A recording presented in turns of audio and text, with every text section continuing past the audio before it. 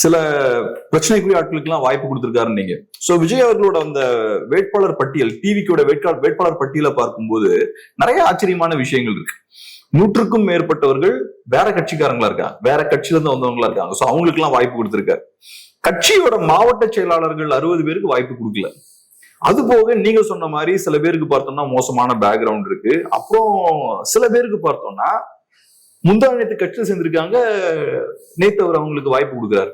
லிட்டரலா முந்தா நேத்து கட்சி சேர்ந்தவங்களுக்கு வாய்ப்பு கொடுக்குறாரு. 48 ஹவர்ஸ்க்கு முன்னாடி கட்சியில் சேர்ந்தவங்களுக்கு வாய்ப்பு கொடுக்குறாரு. ஒரு 3-4 பேர் அந்த மாதிரி இருக்காங்க.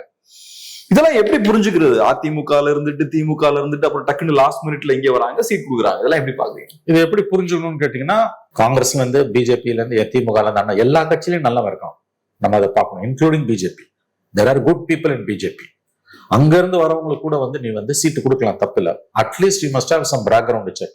இப்ப இன்னைக்கு வந்திருக்க ஒரு கேண்டிடேட் ஹிஸ்டரி ஷீட்டர், கஞ்சா கேஸ்ல அரெஸ்ட் ஆகி he is under bail. 10 days before தான் he was released on bail. He is now under bail. அவருக்கு நீங்க சீட் கொடுக்குறீங்க.